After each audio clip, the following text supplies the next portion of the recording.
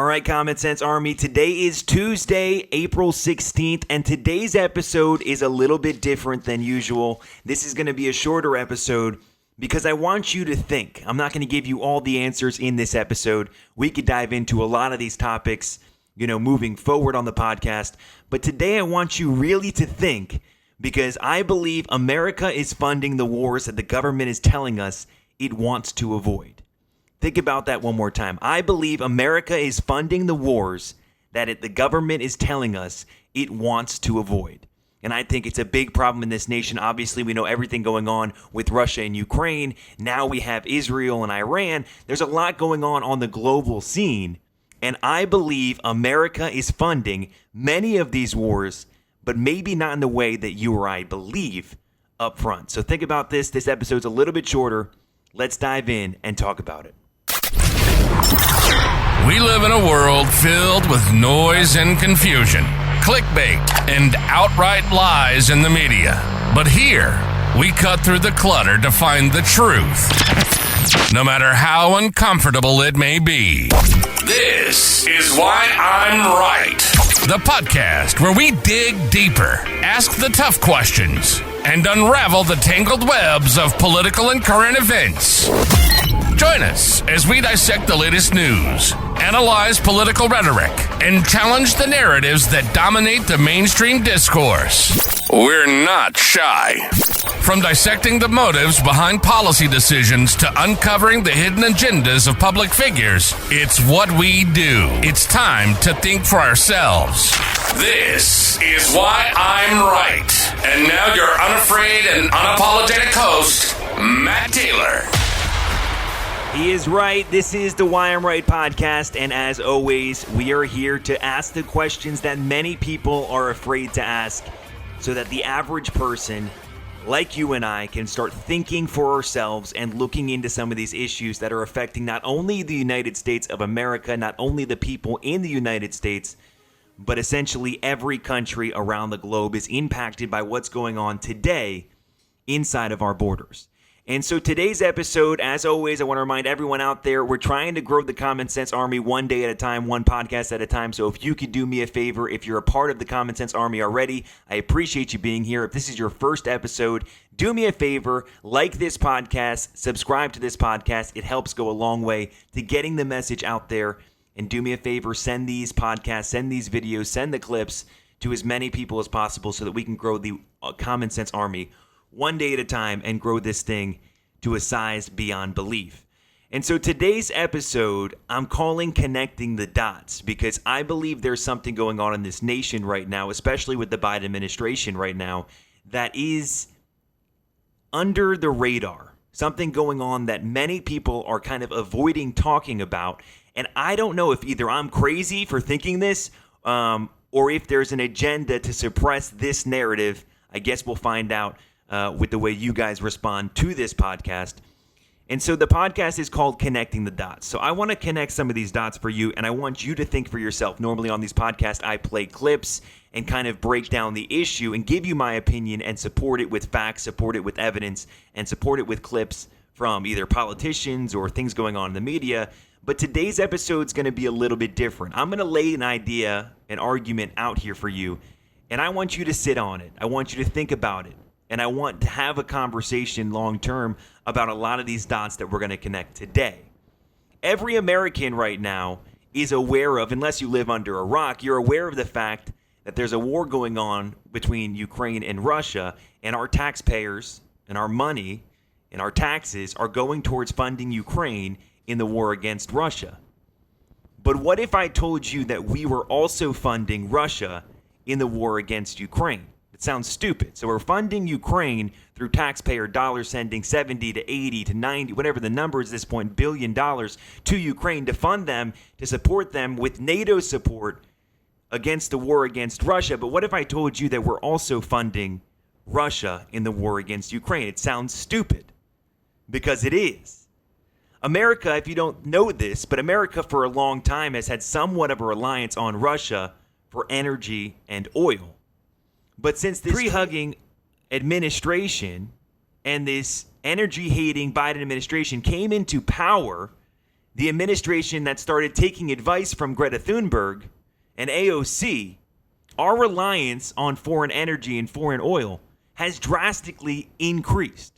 So since this Biden administration came into power back in 2020, and even before that when it was the Obama-Biden administration, there's been an agenda under the guise of, hey, we need to have our world be a safer place. Hey, we need to start looking at the green energy deal. We need to start looking at how we can, avoid climate change and avoid some of the things going on in our world.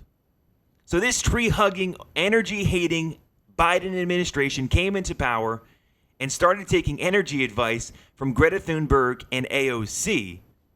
And the result of that is our reliance on foreign oil and foreign energy has gone crazily through the roof, has increased drastically. And if you remember when Trump was in power, he ran on this idea beyond protecting our southern border, he came in and said, I'm a businessman, and why are we importing foreign oil, importing foreign energy when we have natural resources here in the U.S. and we could be an exporter of oil? And he tried doing different things by putting, restrictions on certain countries and tariffs on other countries and trying to work on trade deals with China and trade deals with other nations around the world. And one way to do that is to stop importing from certain places, certain things that they're an exporter of, especially if you can produce that product or that thing for yourself. And so Trump saw that, and when he was in power, we were very, very close, if you remember, to being energy dependent, and we were an exporter of oil and energy here in the U.S.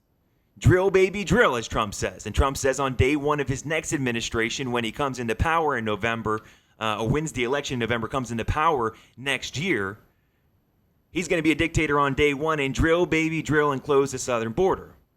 Same MO of when he ran his campaign in 2016. I'm a businessman. We're going to run this country like a business. We're not going to import from countries if we have it here in the U.S. alone, especially if we have all these resources. Now with the Biden administration stopping fossil fuels, drilling, and natural gases, and drilling our own oil, we have no choice but to import from these foreign countries. And either directly or indirectly, we are buying oil from Russia and Iran. Okay, I know the breaking news this week is that Israel was attacked by Iran. We're supporting Israel. But I just told you again, we are buying oil from Iran, either directly or indirectly through proxy. We're importing Iranian and Russian energy all the time. In November of 2023, it came out through various news sources, various news articles. You can look this up for yourself. Again, today's a different episode. I want you guys to think on this. In 2023, November of 2023, it came out that we bought more than $180 million of Russian oil that directly benefited and enriched Vladimir Putin and the Kremlin.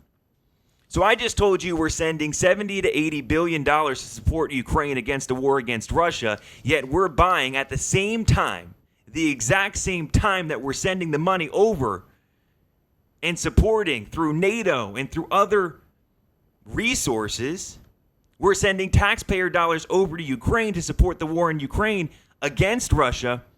We're also buying Russian oil, Russian energy. And everything we're doing here on the homeland is only making our reliance on Russian oil and Iranian oil and Russian energy and Iranian energy greater. And so if you think back even further, 2015, 2016, under the Obama-Biden administration, we sent over $1.7 billion. If you remember the tarmac, we sent $1.7 billion to Iran and over $400 million in U.S. and other currency cash to the largest state-funded terrorist organization in the world, Iran. And so today, you start thinking about it. The Biden administration is telling the American people that we stand with Israel. We're going to support and fight with Israel. But at the same time, it's important to remember that we also funded the Iranian government. sent them $400 million in cash, sent them $1.7 billion. And remember, you can't forget the fact that Obama, when he was in office, Biden, when they were in office, they signed the disastrous Iranian nuclear deal. So some of these things don't add up. This is why I want to connect the dots here. I don't understand how we can say we're going to send $70 to $80 billion of U.S. taxpayer money to fund Ukraine, but at the same time be purchasing oil from Russia. I don't understand how we could say we're going to protect Israel when we funded Iran and continue to purchase and enrich a rogue regime that chants death to America and death to Israel in their nation.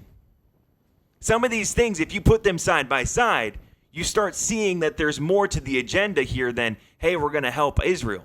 If we were going to help Israel, we wouldn't fund Iran, buy energy from Iran.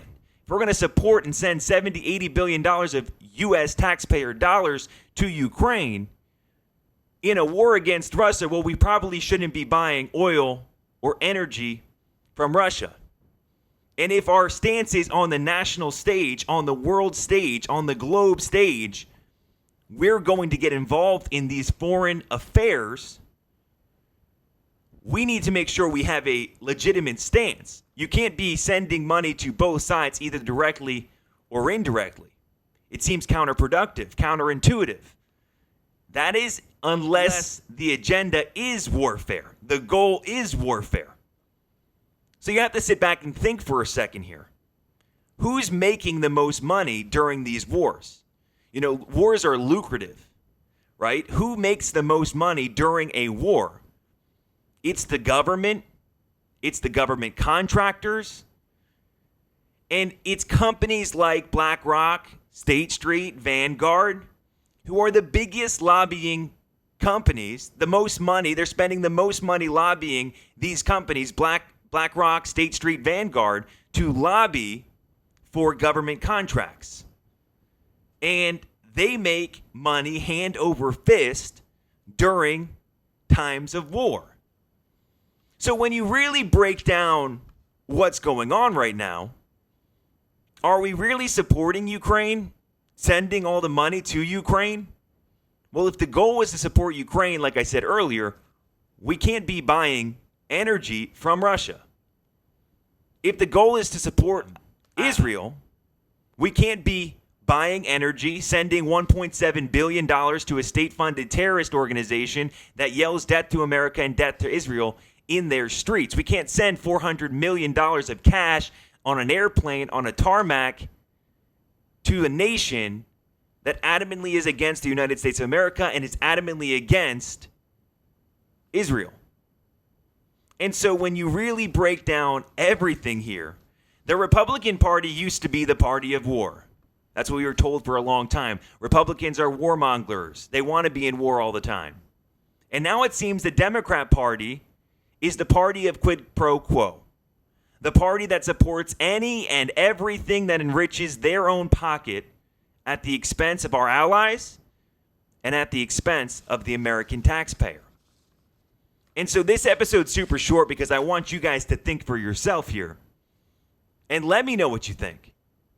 But how does it make any sense that when the Biden administration, the tree-hugging Biden administration came into power, an administration taking energy advice from a 16-year-old, whatever she is, Greta Thunberg, and AOC, the agenda was let's stop drilling.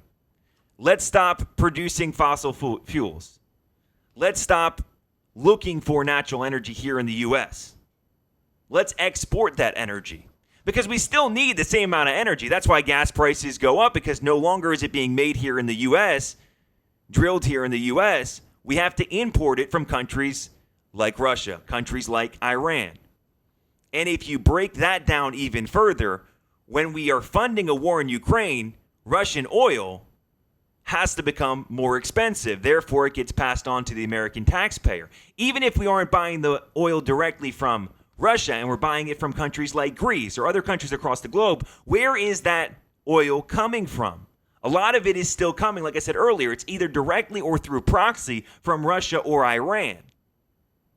And so when we're in a situation where our government is telling us we're trying to avoid warfare, we're trying to avoid conflict, yet we are actually paying taxpayer dollars directly or indirectly to both sides of many conflicts across the globe. Most notably is this Ukraine-Russian conflict, because the amount of money we spent on Ukraine and sent to Ukraine and have talked about and had NATO talking about bringing Ukraine into NATO, it really starts to piss me off more than anything when you start finding out that in 2023, we sent a direct payment essentially to Russia, to the Kremlin, to Vladimir Putin of $180 million for oil. So we're funding both sides. Where do you think that money is going to be used? If Russia's in the middle of a war against Ukraine and we're sending money into Russia to support their economy, their government, where's that money going? It's going to fight Ukraine. And so the only people benefiting, like I said earlier, the only people benefiting is if the agenda is warfare. If the agenda is about making money for BlackRock, State Street, Vanguard, and these companies and corporations that are set up to get government contracts through lobbying and through, in my opinion, it should be illegal what they do. And that's why you see people in the Republican Party like a Nikki Haley, for example, who was adamantly against war, all of a sudden becomes for war after she gets out of office. Why is that? Because she made millions and millions of dollars working for some of these companies that I'm talking about.